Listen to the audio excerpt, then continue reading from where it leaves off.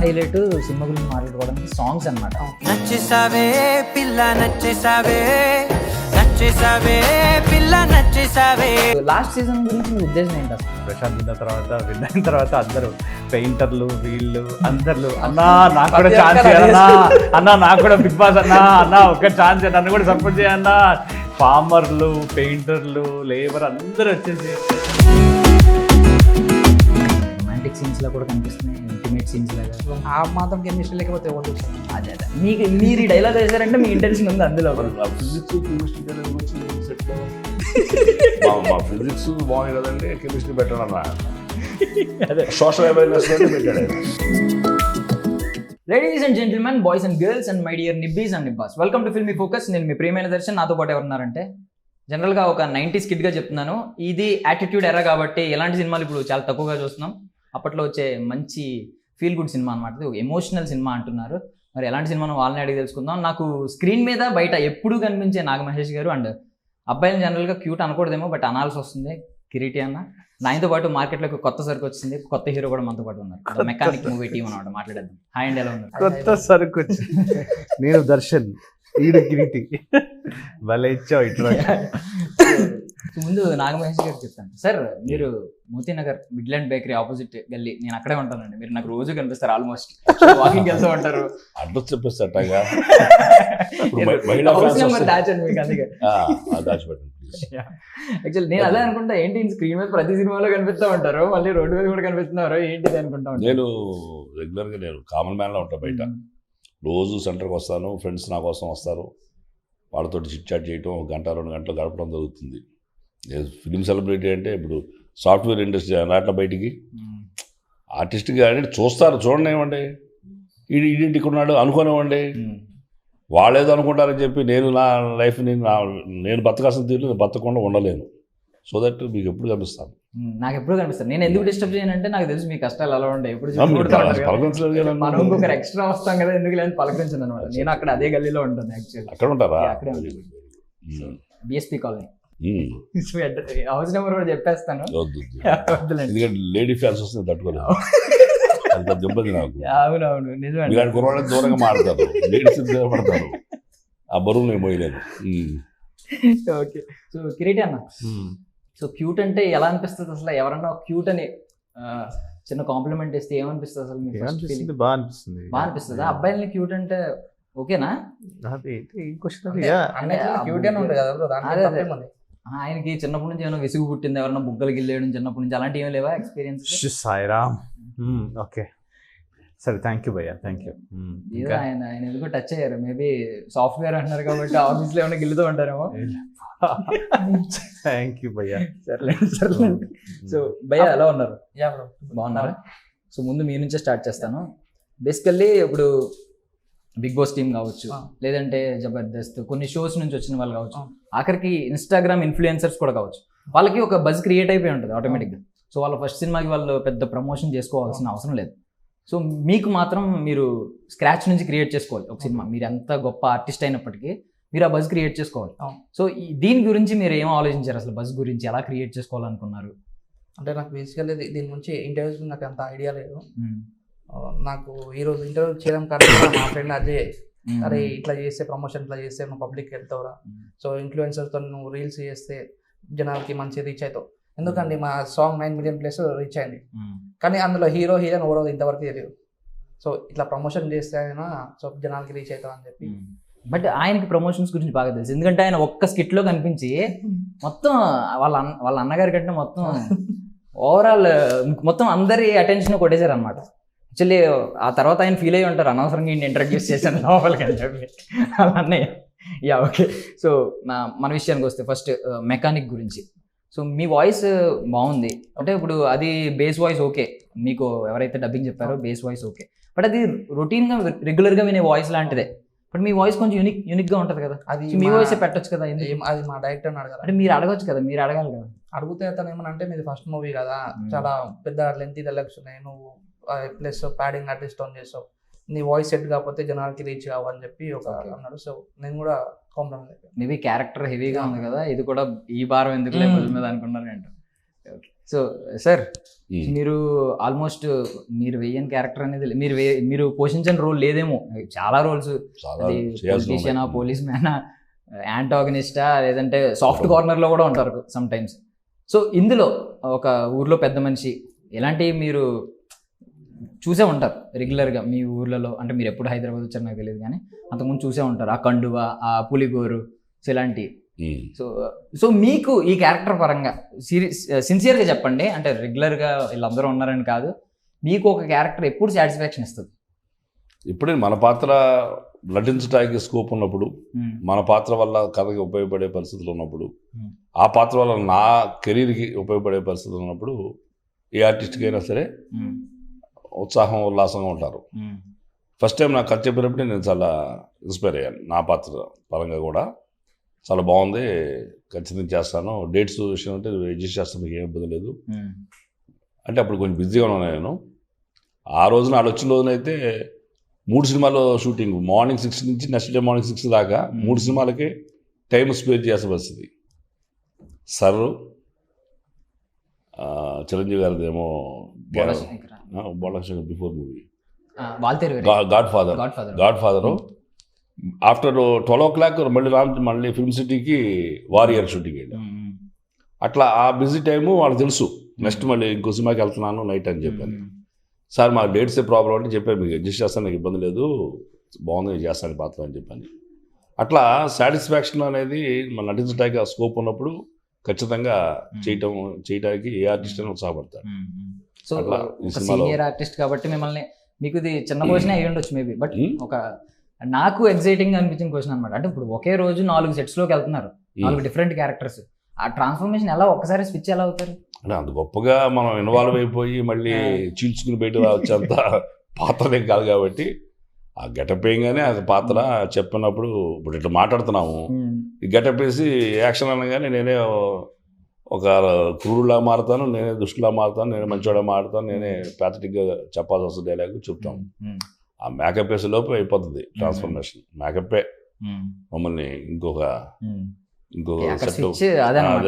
Makeup వేయగానే మనకి getup పాత్ర వచ్చేస్తుంది, ప్యాకప్ చెప్పగానే స్విచ్ ఆఫ్ అయిపోతుంది అంతే. సో మీరు ఎంతో మందిని సెట్స్ లో చూసారు, అంటే సీనియర్ హీరోస్ నుంచి ఇప్పుడున్న యంగ్ హీరోస్ అందరినీ. సో ఈయన గురించి మీరు ఏం చెప్తారు అసలు? వీళ్ళ నాన్నగారు కూడా ఈ సినిమాకు ప్రొడ్యూసర్గా ఉన్నారు. ఎక్కడ కూడా మా ఫాదర్ ప్రొడ్యూసర్ అనే ఇది కానీ, నిర్లక్ష్యం కానీ, తేలిక తీసుకోవడం కానీ లేకుండా హార్డ్ వర్క్ చేయటం కానీ, నేర్చుకునే ప్రక్రియ కానీ, అట్లాగే చెప్తే కూడా తను ఏమి ఇబ్బంది పడకుండా, ఆ ఈగో లేకుండా ఉండటం అనేది మనీలో నేను చూసిన లక్షణం. అంటే చెప్పంగానే సీరియస్గా తీసుకోవటం, దాన్ని నెగిటివ్గా తీసుకోకుండా ఈ నాకు చెప్పేది ఏంటి అనే ధోరణి లేకుండా ఇమ్మీడియట్గా పాటించటం. అలా ఒక సందర్భంలో ఇద్దరు నేను గట్టిగా చెప్పాను, ఆయన అంత సీరియస్ తీసుకునే ఆ డైలాగుని నాకు తిరిగి ఇచ్చాడు. ఆ మనీలో ఆ వినయం ఉంది, చెబితే అర్థం చేసుకునే తత్వం ఉంది, ఆ ఈగోస్ లేకుండా బిహేవ్ చేసే నేచరు. కాబట్టి మంచి పైకి వచ్చే లక్షణాలన్నీ ఉన్నాయి. వస్తాడు పైకి. బాగా చెప్పారు. స్పిరిటీ అన్న నార్మల్గా మీ నుంచి మేము ఎక్కువ ఎక్స్పెక్ట్ చేసేది కామెడీ ట్రాకే. ఇందులో ఏంటి మీది కామెడీ ట్రాక్ ఎక్కువ ఉంటుందా లేదు వేరే? దీనిలో నాది సాఫ్ట్వేర్ ఇంజనీర్ పాత్ర. సో వీడి తాలూకు ఫ్రస్ట్రేషన్, వీడి తాలూకు ఏదైతే వీడి జర్నీ ఏదైతే ఉంటుందో, వీడు హీరోతో పాటు ఊళ్ళోనే పెరిగే క్యారెక్టర్, కానీ ఊడి నుంచి సిటీకి వెళ్ళి సాఫ్ట్వేర్ ఇంజనీర్ అయ్యే టిపికల్ కొంతమంది ఉంటారు కదా, చాలా మంది మనం చూస్తూ ఉంటాం ఊళ్ళ నుంచి వచ్చి సాఫ్ట్వేర్ ఇంజనీర్ అవుతారు. సో వాళ్ళ జర్నీలో వాళ్ళు నేర్చుకుంది, వాళ్ళు ఎదిగింది, వాళ్ళు డబ్బులు సంపాదించిన విధానం, వాళ్ళు ఎంత కష్టపడ్డారు, ఆ అమీర్పేటలో కోచింగ్ సెంటర్లో కష్టపడి మళ్ళీ సర్టిఫికేషన్లు తీసుకుని మళ్ళీ వెళ్ళి ఉద్యోగాల ఇంటర్వ్యూలు అటెండ్ అవుతూ, బ్యాచిలర్ రూమ్స్లో కూర్చుని బైక్ అప్పు అడిగి తీసుకుని ఆ చిన్న చిన్న ప్యాకెట్లతో ఫుడ్ తిని అలా కష్టాలు పడి ఇంటర్వ్యూలు అటెండ్ అయ్యి ఫైనల్గా జాబ్ కొట్టిన తర్వాత ఏదైతే శాలరీ వస్తుందో ఆ శాలరీతో ఎంజాయ్ చేసే పాత్ర అనమాట వాడు. సో వాడి తాలూకు ఫ్రస్ట్రేషన్ ఒక సీన్లో చెప్పడం జరుగుతుంది ఈరోజు. ఆ ఫ్రస్ట్రేషన్ వల్ల ఇంత కష్టపడి లాస్ట్కి వ్యవసాయం చేస్తాను అంటాడు. అంటే లేదు, బేసికల్ ఏంటంటే వీడి తాలూకు ఫ్రస్ట్రేషన్ ఏదైతే ఉంటుందో అది చాలా జెన్యున్గా వస్తుంది, కానీ చూసే వాళ్ళకి కామెడీగా ఉంటుంది. సో అది డైరెక్టర్ గారు రాసినప్పుడే నాకు క్లియర్గా ఆయన చెప్పింది ఏంటంటే, సార్ మీరు ఇది జెన్యున్గా చెప్పాలి, ఎందుకంటే మీరు జెన్యున్గా ఇది ఫీల్ అయింది, కానీ చూసే వాళ్ళకి కామెడీగా ఉండాలన్నారు. సో ఇది ఒక ఎక్కడ కామెడీ టైమింగ్ అది అనేది చాలా జాగ్రత్తగా స్మార్ట్గా వాడడం జరిగింది దీనిలో. సో అది మీరు సినిమాలో చూస్తేనే బాగుంటుంది. ఆ మోనోలాగ్ తాలూకు ఏదైతే సీన్ ఉంటుందో నాకు హీరోకి మధ్యలో, అది చాలా అందరూ రిలేట్ అయ్యే సీన్ అది డెఫినెట్లీ. అది చాలా పెద్ద సీన్, ఒక వెళ్ళడమే సెట్కి ఒక 2 పేజీల డైలాగ్ ఇచ్చి చెప్పండి సార్ అయిపోతుంది అన్నాడు. ఒరే 2 పేజీల డైలాగ్ ఏంట్రా ఇది అని, లేదు సార్ చెప్పండి చేసేద్దాం, అది మనం కామెడీ రావాలి. అవును సార్ 2 పేజీలు ఇంత స్క్రిప్ట్ ఇచ్చి కంప్లీట్ గా నాది ఇచ్చేసిన తర్వాత మనం హీరో హీరో చిన్న పంచేస్తాడు లాస్ట్ లో, నీ అమ్మ అబ్బా అనుకున్నా, కానీ చెప్పాక అది నువ్వు అది సినిమాలో చూడాలి మీరు, చాలా బాగుంటుంది ఆ సీన్. సో అది ఓన్లీ 1 సీన్. అలాంటి సీన్స్ హీరోకి వీడికి మధ్యలో కొన్ని సీన్స్ ఉంటాయి, చాలా ఇంట్రెస్టింగ్ ఉంటాయి.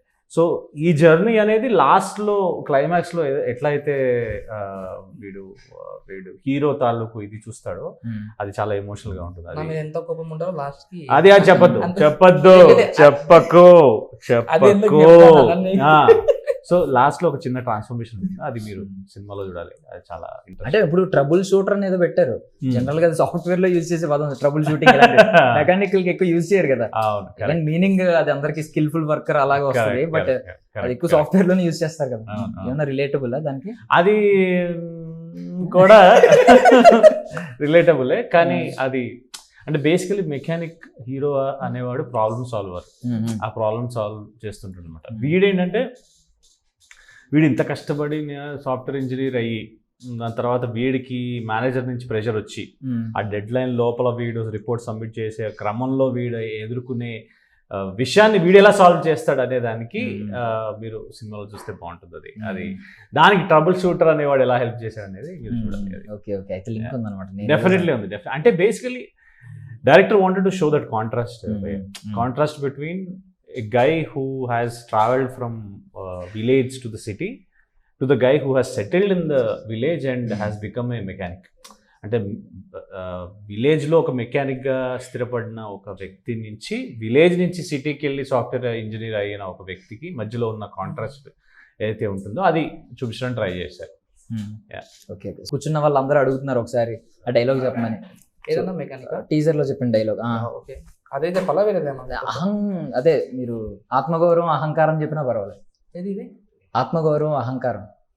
ఓకే చెప్, అది చెప్పాలా? మెకానిక్దే చెప్పండి. అరే నేను మెకానిక్ని, మొరమెక్కిన మిషన్లే కాదు మదమెక్కిన మనుషుల్ని, కరువు కట్టిన సమస్యల్ని స్కూలు పీకి నట్లు ఇప్పి రించి దించి మరీ రిపేర్ చేస్తా.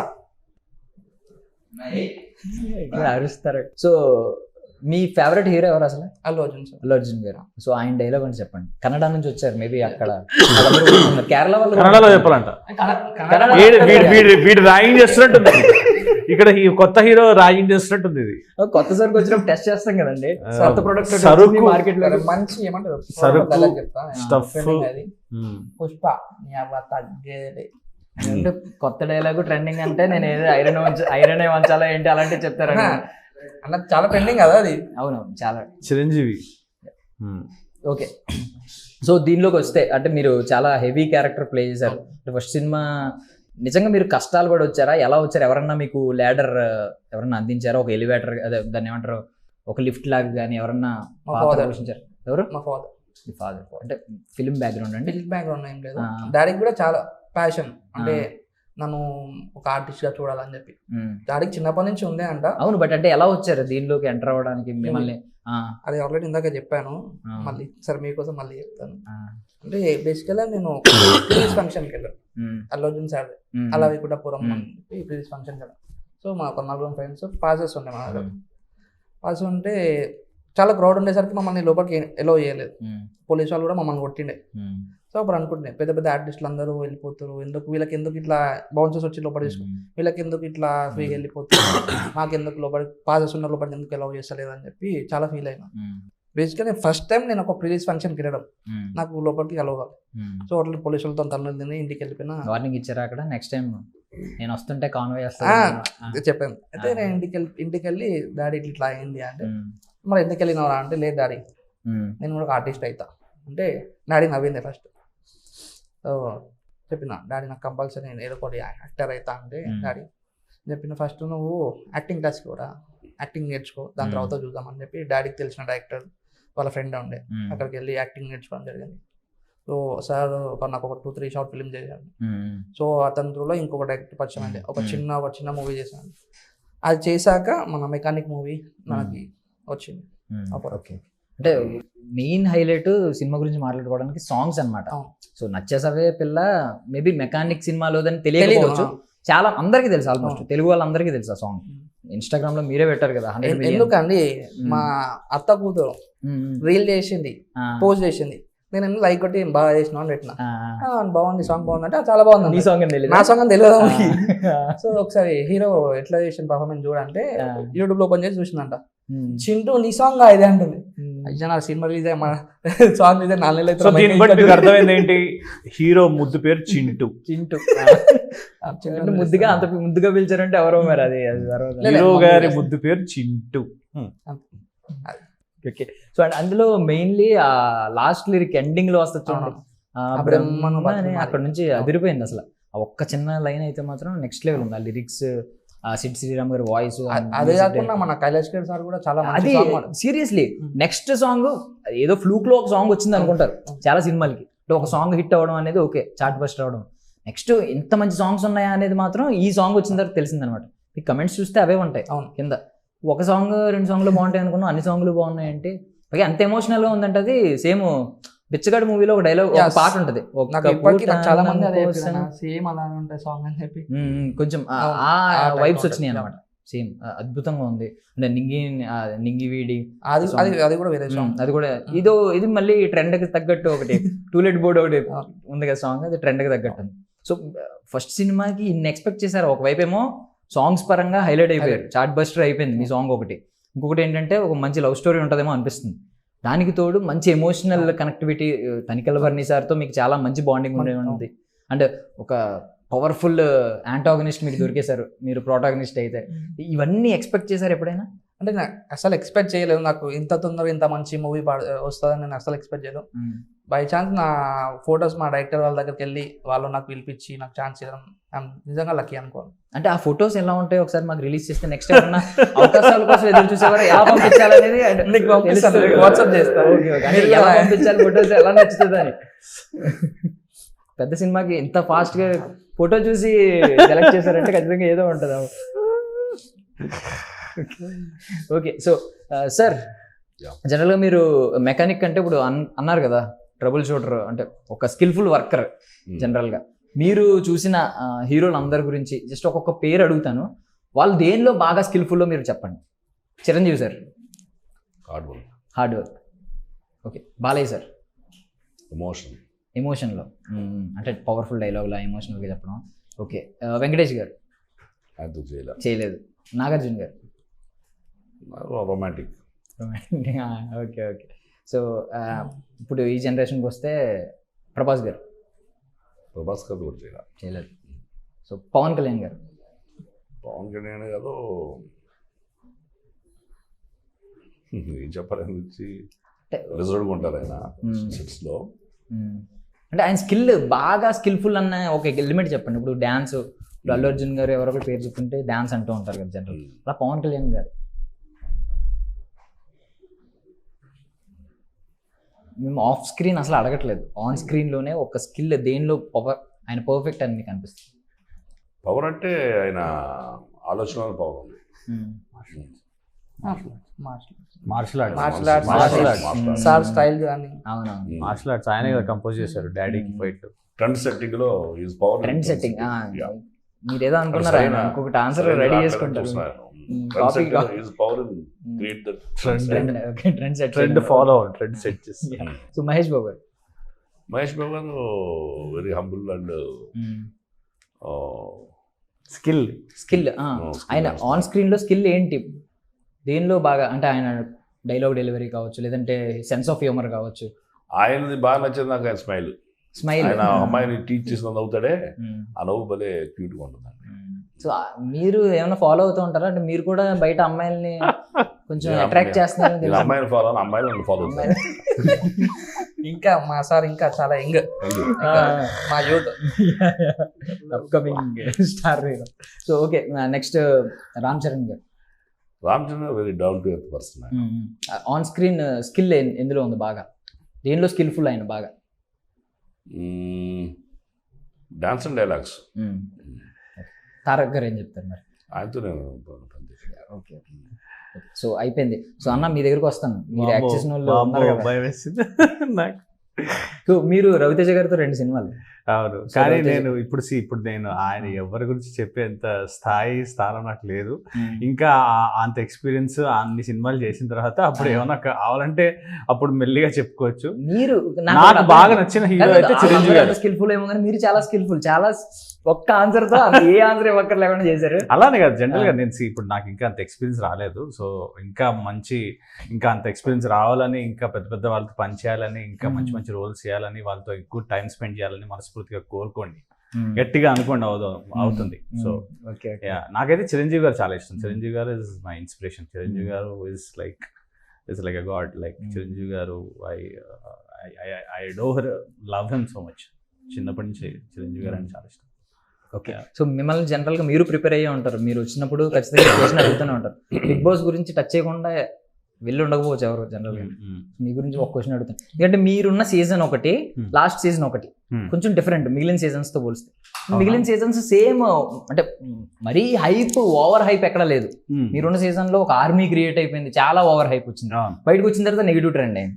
సో ఇప్పుడు కూడా సేమ్ అయింది. లాస్ట్ టైం కూడా, లాస్ట్ సీజన్ లో ఒక తెలుసు కదా మీకు, బిడ్డ ఒక అని చెప్పి ఒక పెద్ద ట్రెండ్ క్రియేట్ అయింది. బయటకు వచ్చిన తర్వాత నెగిటివ్ అయింది మళ్ళీ. సో లాస్ట్ సీజన్ గురించి మీ ఉద్దేశం ఏంటి అసలు? ఉద్దేశం అంటే నాకు శివాజీ గారు చాలా నచ్చారు. శివాజీ గారు నాకు మీరు కూడా అనుకున్నారా శివాజీ గారు విన్ అవుతారు ఏమో అని? నేను విన్ అవుతాడు అనుకోలేదు, నాకు ప్రశాంతే విన్ అవుతాడు అనిపించింది. ఎందుకంటే ఆ బ్యాక్గ్రౌండ్ చాలా యూనిక్ బ్యాక్గ్రౌండ్ కదా భయ్య. సో కాకపోతే ఇప్పుడు ఒక ట్రోల్ చూసాను, నేను ఏదో ట్రోల్ చూసాను మొన్న. ఆ ప్రశాంత్ విన్ అయిన తర్వాత అందరూ పెయింటర్లు, వీళ్ళు అందరు అన్నా నాకు కూడా ఛాన్స్ ఇవ్వాలన్నా, అన్నా నాకు కూడా బిగ్ బాస్ అన్నా ఒక్క ఛాన్స్, నన్ను కూడా సపోర్ట్ చేయన్నా. ఫార్మర్లు, పెయింటర్లు, లేబర్ అందరూ వచ్చేసి అది కొంచెం ఫన్నీగా అనిపించింది. అంటే ఎంత కామెడీగా అనుకున్నా, ఎంత ఫన్నీగా అనుకున్నా, అతను ఎవరు స్ట్రగుల్ మనకు తెలియదు. మనం చాలా ఈజీగా జోకులు వేసుకుంటాం, చాలా ఈజీగా కమెంట్లు వేస్తాం, కానీ వాళ్ళ స్ట్రగుల్ ఎంత కష్టపడ్డారో వి డోంట్ నో. మనం ప్రశాంత్ లోపల ఉన్నప్పుడు కూడా మనం చాలాసార్లు చాలా మేమ్స్ లో చూసాం.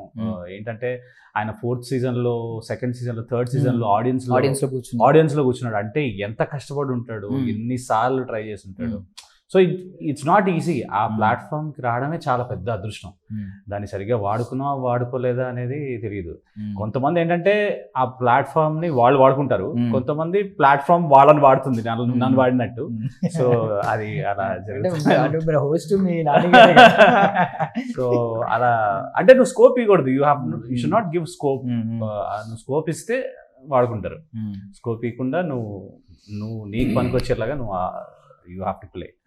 అంటే మీరు ఈ ఎడిట్సే చూసారు, నేను ఇంకా ఘోరంగా చూసాను. అంటే అన్న నేను మా అమ్మ కొడుకునన్నా, అమ్మ బిడ్డనన్నా, మా నాన్న బిడ్డనన్నా, మన నాన్న బిడ్డనన్నా, అన్న రైతు బిడ్డనన్నా, అన్న పెయింటర్ అన్నా, నువ్వే సపోర్ట్ చేయాలన్నా, ఎవర్రా మీరు అంటారు. దాని తర్వాత వాళ్ళే మేము వేసుకున్నారు మళ్ళీ. So it's all funny, but like నవ్వుకోవడానికి మాత్రమే కానీ, but we know the struggle. So మీకే ఎంతవరకు యూజ్ అయింది అనుకుంటున్నారు బయట వచ్చింది బిగ్ బాస్? నాకు ఫేమ్ వరకు చాలా వరకు యూజ్ అయింది. అప్పటి వరకు చాలా మంచి రోల్స్ చేసేవాడిని, దాని తర్వాత అన్ని రకాల రోల్స్ చేస్తున్నాను అంతే. That's in a way advantage కదా యాక్టర్కి. ఇట్స్ అడ్వాంటేజ్ కదా. సో ఏంటంటే మీరు ఒకటే రకమైన పాత్రలు కాకుండా you can do different kinds also. So ఏదన్నా మనకి అనుకూలంగా మలుచుకోవాలి. That's what we have to learn. ఎందుకంటే ట్రోల్ అవ్వకుండా ఎవరు లేరు భయ్య. ట్రోల్ అవ్వకుండా there is nobody. Troll అవ్వకుండా అసలు ఎవరిని వదలదు. సోషల్ మీడియా అనేది ఎవరిని వదలదు. అంటే ఇప్పుడు దాకా పెరుగన్నం తిన్నట్టు చాలా సాఫ్ట్ గా అయిపోయింది. కొంచెం స్పైస్ కూడా ఉండాలి కాబట్టి లాస్ట్ లో ఆవకాయ వేసినట్టు క్వశ్చన్ అడుగుతాను. ఏముంది, జస్ట్ కొన్ని రొమాంటిక్ సీన్స్ లా కూడా కనిపిస్తున్నాయి, ఇంటిమేట్ సీన్స్ లాగా. రొమాంటిక్ సీన్స్ అంటే అవుట్ ఆఫ్ లవ్ అంతా మీది ఏమన్నా అడిగారా డైరెక్టర్ లేదు. అంటే ఫస్ట్ సినిమా కదా రొమాంటిక్ సీన్ అంటే అన్ని fight అంతా లే ఏం అవుతాయి. లేవు. నార్మల్ సాంగ్స్లో అంటే నార్మల్ సాంగ్స్లో ఇక ఆ మాత్రం కెమిస్ట్రీ లేకపోతే ఎవరు చూస్తారు? అదే మీరు ఈ డైలాగ్ వేసారంటే మీ ఇంటెన్షన్ ఉంది అందులో, మీ పాత్ర ఎంతో కొంత డైరెక్టర్ అడిగి ఉంటారు కొంచెం. ఈయన చెప్పాడు ఫిజిక్స్ బాగున్నాయి కెమిస్ట్రీ కూడా పెట్టండి అన్నారు కదా. ఏమో సార్, ఫిజిక్స్ కెమిస్ట్రీ డైలాగ్ వచ్చింది సెట్ లో. మా ఫిజిక్స్ బాగుంది కదండి కెమిస్ట్రీ పెట్టండి అన్నాడు. అదే సోషల్ అవేర్నెస్ లోనే పెట్టాడు ఆయన. ఫిజిక్స్ బాగుంది కదా కెమిస్ట్రీ పెట్టండి, సోషల్ అవేర్నెస్ బయటికి వెళ్ళాలి.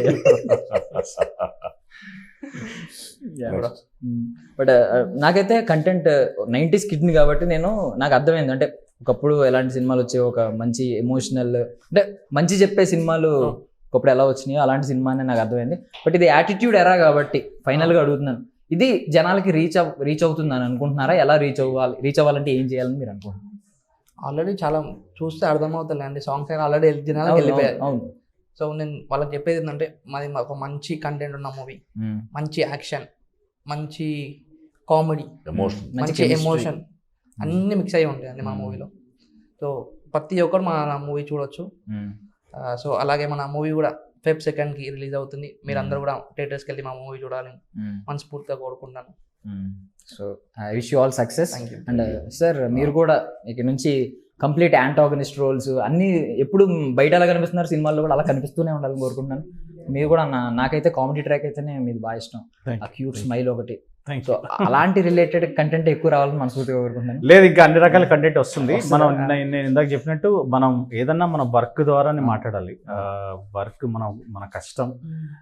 నేను ఇందాక చెప్పినట్టు చిరంజీవి గారి ఫ్యాన్. సో ఆయన ఒకసారి ఒక ఇంటర్వ్యూలో ఆయన నాకు ఇంకా గుర్తుంది, రామ్ చరణ్ గారు చిరంజీవి గారి గురించి చెప్పినప్పుడు ఎంత డిసిప్లిన్ ఇంపార్టెంటో లైఫ్లో. అంటే ఎంత సక్సెస్ వచ్చినా ఎంత ఏది వచ్చినా కూడా పొద్దున్న లేచావా, పని చేసుకున్నావా, డిసిప్లిన్గా ఉన్నావా అనేది ఆయన నాకు చాలా హిట్ చేస్తుంది అనమాట. సో ఎప్పుడు you have to be prepared for the worst భయ్యా. You have to be prepared every time. You have to be prepared. ఏ రోజు ఏ ముహూర్తాన్నో ఏ సినిమా వస్తుందో తెలియదు. You don't know.